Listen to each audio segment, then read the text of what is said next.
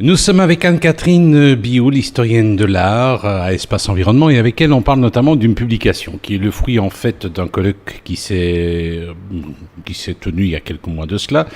Le titre de cet ouvrage publié par l'Institut du patrimoine wallon, Une nouvelle vie pour les châteaux industriels, sauvegarder et réaffecter ces lieux de mémoire. Alors Anne-Catherine, peut-être nous rappeler un peu la démarche de ce livre. Donc en fait, au départ de la démarche, c'était une demande, une initiative de Fabien Pacifici, donc qui est le président de l'ASBL Château-Mondron, et qui voulait donc mettre en évidence le potentiel du château, qui est une demeure patronale emblématique dans le cadre du quartier de Jumet-Amande, quartier Verrier. Et donc on a évidemment adhérer à sa démarche et proposer d'élargir cette journée à l'ensemble des demeures patronales des châteaux d'industriels. Donc l'idée c'était d'une part de dresser un panorama, donc un panel de toutes ces demeures patronales sur l'ensemble du territoire de la Wallonie et même d'aller au-delà. Parce qu'en fait, il existait déjà un ouvrage sur les châteaux d'industriels en Hainaut, mais au niveau de toute la Wallonie, on n'avait pas encore cet aperçu général. Et aussi, on a été voir un petit peu comment ça se passait du côté de la Flandre, du côté de Bruxelles, même en France, en Champagne-Ardenne. On s'est intéressé aussi au parc des châteaux d'industriels. Et l'autre objectif, c'était aussi de parler de la réaffectation de ces châteaux d'industriels, vu que aujourd'hui, les industriels qui les ont construits n'occupent plus ces bâtiments la plupart du temps. Et donc, ce sont des bâtiments qui méritent d'être réaffectés, d'avoir une nouvelle fonction, ce qui est le cas pour certains. Et pour d'autres, ils sont à l'abandon, en ruine. Donc, c'est important qu'on se préoccupe. On s'en inquiète. On en reparle dans quelques instants. Nous sommes avec Anne-Catherine Bioul, qui est historienne d'art ici à l'Espace Environnement. Elle a coordonné un ouvrage consacré aux châteaux industriels, Une nouvelle vie pour les châteaux industriels. Alors moi, quand on parle de château, autrefois quand on parlait de château, tout de suite j'imaginais ces trucs moyenâgeux, mais non, on a construit des châteaux aussi à l'époque industrielle, des châteaux un peu différents quand même. Pourquoi est-ce que ça s'appelait château ? Moi je dirais plutôt des villas, non ?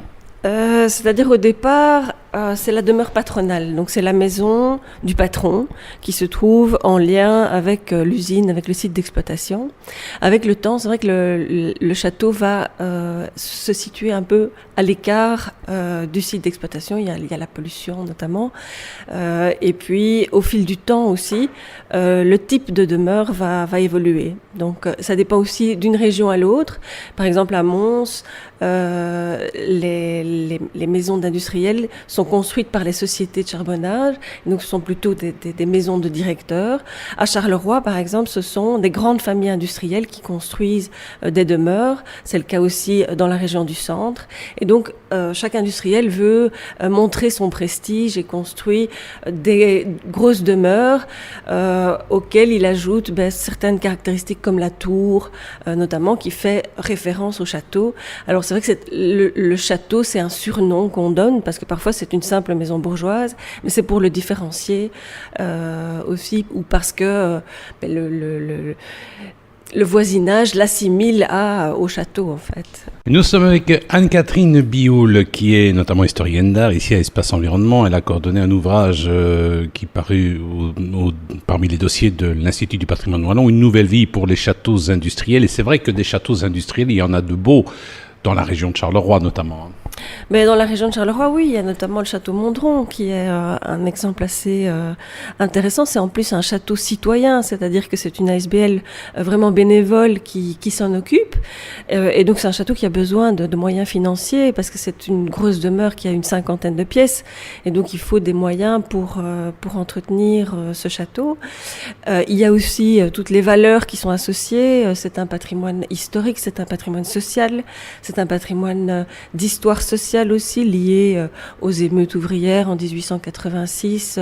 On incendie les châteaux. Au château Mondron, on construit dans la tour une porte blindée. On met des citernes dans le toit donc pour faire face à une éventuelle émeute. Donc ces châteaux nous racontent toute cette histoire industrielle, cette histoire sociale.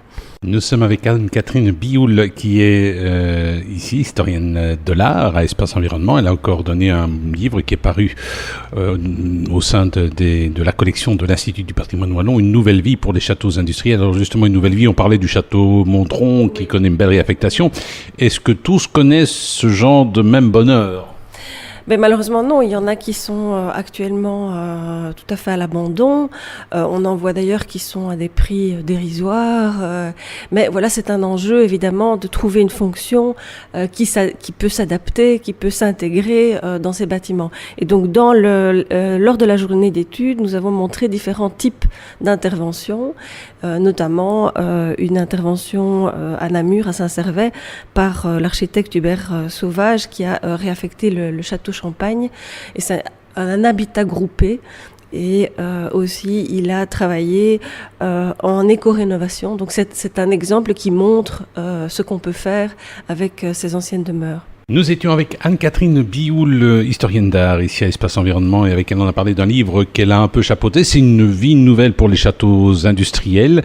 Les châteaux d'industriels, c'est paru dans les éditions de l'Institut du patrimoine wallon. Est-ce qu'il y a beaucoup de châteaux industriels finalement en Wallonie ?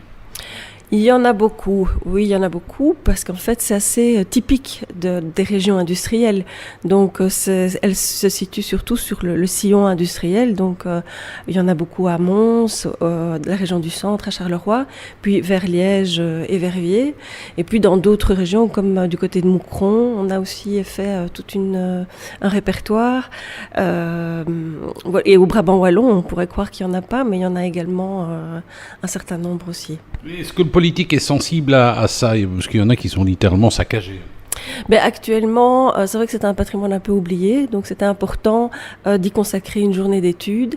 Et c'est notamment lors de la visite du ministre Prévost au château Mondron que cette publication a pu se mettre en route. Eh bien, ça va. En tout cas, c'est une publication à découvrir. Vous allez sur le site de l'Institut du patrimoine wallon, Une nouvelle vie pour les châteaux d'industriels. Merci.